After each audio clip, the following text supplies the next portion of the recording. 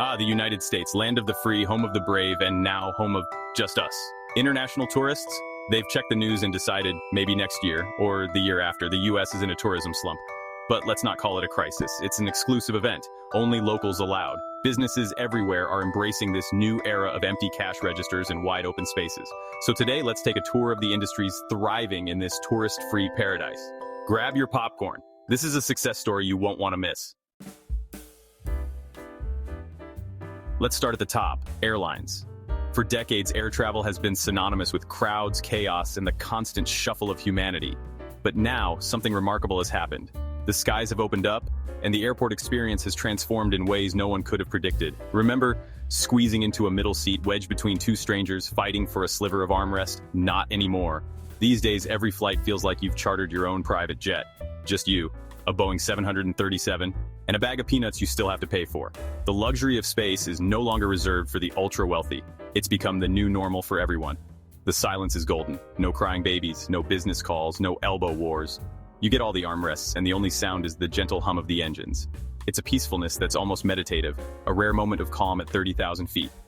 You can finally recline your seat without guilt, stretch your legs, and enjoy the journey. Flight attendants have time for real conversations. It's therapy at 30,000 feet. With so few passengers, they're not just rushing down the aisle with a cart. They're sharing stories, offering travel tips, and maybe even remembering your name. The service feels personal, attentive, and genuinely friendly. Boarding is a breeze. No more human traffic jams, no frantic announcements, no desperate dash to secure overhead bin space, just a handful of passengers and a gate agent who's thrilled to see you. The process is so smooth, you might actually look forward to it. Pick any seat, any row. It's the most civilized air travel has been since the Wright brothers. Window or aisle? Why not both?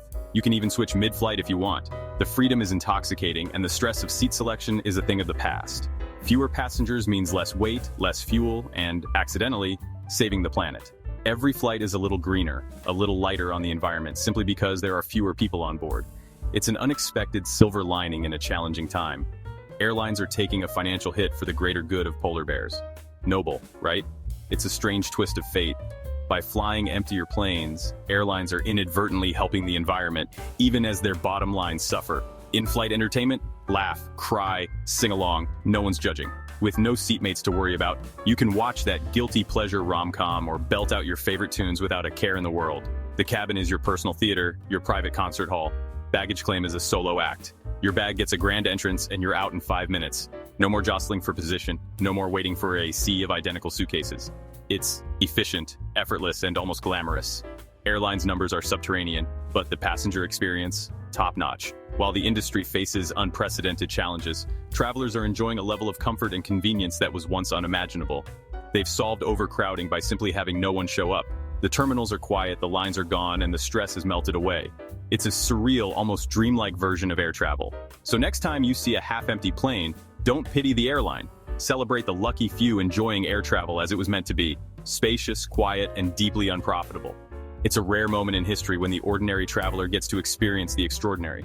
It's luxury only a massive economic downturn can provide. The kind of comfort and exclusivity that used to cost thousands is now, ironically, the result of a world turned upside down. Enjoy it while it lasts, because one day the crowds will return, the lines will reappear, and the private jet experience for everyone will become just another story from a very unusual chapter in aviation history. Now, let's check into hotels. Once bustling, now serene sanctuaries. These grand lobbies, which used to echo with the chatter of travelers and the rolling of suitcases, have transformed into peaceful havens.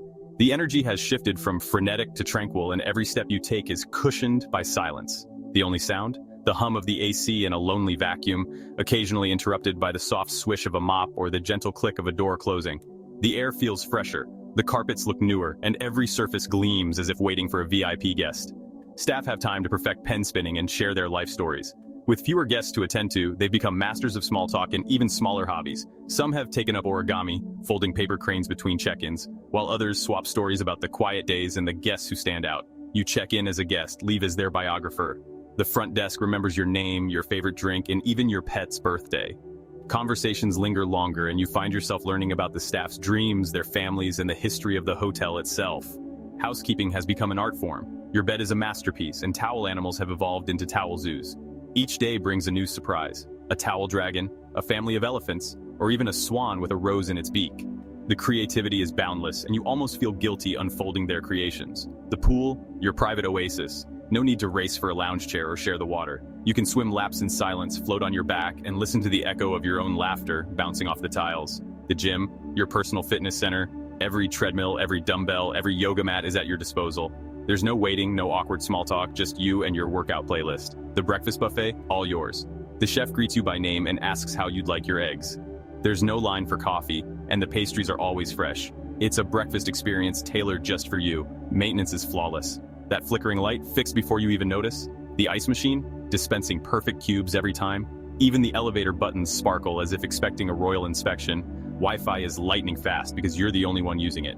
Stream movies in HD, video call your family, or download your entire work folder in seconds. The bandwidth is all yours, and buffering is a thing of the past. Hotel managers are getting creative. Synchronized swimming bellhops, barbershop valet quartets, and even impromptu magic shows in the lobby. With time on their hands, staff are turning hospitality into performance art, all for your entertainment. It's a golden age of personal service. One guest, one staff member. Every request is met with a smile, and every detail is remembered. You're not just a guest, you're the star of the show. Occupancy rates are abysmal, but the guest-to-staff ratio is now 1-to-1. The hotel may be empty, but the attention you receive is overflowing. It's hospitality at its most intimate. So if you stay in a hotel, savor the silence, the attention, and the towel dragon on your bed. Take a moment to meditate, journal, or simply enjoy the rare luxury of solitude in a space designed for many, now reserved just for you. It's a level of service once reserved for royalty, brought to you by a tourism slump. For now, you are the king or queen of the castle. Enjoy every moment of your reign. Hungry? Let's visit a restaurant. Now a cavern of quiet contemplation. The lively chatter is gone, replaced by the sound of a server polishing the same fork for hours. Waitstaff are now masters of waiting. When you walk in, it's an event. You're greeted like a hero. No reservation needed. Take the whole window section if you want. Service is impeccable. Your water glass is always full, and your plate vanishes the moment you finish. The waiter describes each dish with Shakespearean flair. You'll know the sea base's hopes and dreams. Chefs with time to experiment are creating culinary masterpieces or glorious mistakes. The competition for your attention is fierce. I saw a waiter do magic tricks just to entertain his one table. The best part? No noise. You can actually hear your dining companion. It's a revolution in intimate dining, made possible by empty tables. So raise a glass to the restaurant industry, serving patience, optimism, and a deeply personal experience to the few who show up. Time to get around. The car rental agency is now a sanctuary for unused vehicles. The lots are overflowing, every make and model gleaming and waiting for a driver. Rental agents have washed each car a dozen times. You could eat off the hubcaps. Renting a car is hilariously simple. The agent looks at you like a mirage, then offers you the keys to anything. Want a convertible for the price of a compact? Done. Please, just take the Mustang. It needs to feel the wind again. Paperwork is done in seconds. Insurance? Don't worry about it. GPS? They'll throw in a human co-pilot for witty banter. These cars have stories, mostly about sitting still and getting cleaned. It's a sad, stationary existence for these noble steeds. But hey, less wear and tear means pristine fleets for future tourists. When you drive off the lot, you're a hero, giving a car purpose and hope for the future. Drive it like you stole it, because with these deals, you practically did. Where to next? Famous attractions, now tranquil parks of quiet reflection, the Grand Canyon without crowds, the Statue of Liberty with actual liberty to move, theme parks. The only lines are for the bathrooms, just for the novelty. Rides wait for you. Front row, back row, middle, take your pick. Ride until you're dizzy. Mascots wander in existential dread. Mickey's on a bench, Goofy's teaching pigeons to dance. Photographers beg to take your picture. Free professional photo shoots just to feel useful. National parks are serene. No tour buses, no selfie sticks, just you and nature. Less foot traffic means less wear and tear. The grass is growing back. Monuments are breathing easy. We're saving our heritage by not visiting it. Genius, right? So go visit a landmark. Enjoy the access, the solitude, and the personal attention from a lonely Goofy. It's a once-in-a-lifetime way to see America's treasures, thanks to a total tourism collapse. After your crowd-free adventure, you'll want a souvenir. There's something magical about wandering into a quiet shop.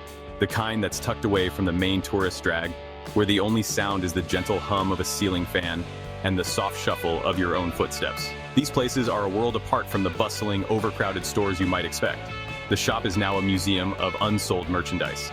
Snow globes, keychains, and I Heart NY shirts all gathering dust. Each item seems to have settled in for a long stay, their colors faded by time and sunlight, their surfaces coated in a fine layer of nostalgia. It's as if the souvenirs themselves are waiting for someone to remember them. Shopkeepers are dusting experts. They wield their feather dusters with the precision of museum curators, rescuing t-shirts from obscurity. The shirts now just say, "I heart N," minimalist chic, or perhaps a new trend in urban fashion. Every swipe of the duster is a small act of hope, a belief that today might be the day someone falls in love with a forgotten trinket. When you walk in, the owner lights up. Their face breaks into a smile that's equal parts relief and excitement. They'll offer you deals that defy logic. Buy one, get the whole box free. Sometimes it feels like they're just happy to have company, and every customer is a cause for celebration. Haggle like you're in a bazaar. The rules are flexible, the price is negotiable. You might walk out with a bag of souvenirs for the price of a coffee, and a story to tell about your unexpected shopping spree. It's a dance of friendly negotiation, where everyone leaves feeling like they've won. You're not just shopping, you're helping a small business liquidate before the bank does. Every purchase is a lifeline, a small victory against the tide of empty storefronts. It's a reminder that behind every souvenir is a person with dreams, bills, and a deep love for their little shop. Shopkeepers know every product's life story. They've arranged shelves into elaborate dioramas, each display telling a tale of past seasons, forgotten trends, and hopeful restocks. Ask about any item and you'll get a history lesson, a personal anecdote, or maybe even a secret about where the best souvenirs are hidden. The inventory is a time capsule. Mugs from 2012, shirts from canceled festivals, relics of events that never happened, or memories that have faded. Each piece is a snapshot of a different era, a reminder of how quickly time moves on and how some things are left behind, waiting for a second chance. Some owners have become artisans, making their own souvenirs, hand-carved statues, painted seashells, poetry on postcards. Their creativity fills the shelves with one-of-a-kind treasures, each crafted with care and a touch of personal flair. These are souvenirs you won't find anywhere else, made with love and a hope for better days. Next time you pass a souvenir shop, go in. Even if you don't buy, let them practice their sales pitch. Listen to their stories, admire their displays, and share a moment of human connection. Sometimes the best souvenirs are the memories you make just by being there. If you do buy, you're getting a story, a piece of art, and the gratitude of someone who's become one with their snow globes. You're taking home more than a trinket. You're carrying a piece of someone's dream, dusted off and ready for a new adventure. Let's talk about tour guides, the storytellers of empty streets. Their booming voices now echo for an audience of pigeons and squirrels.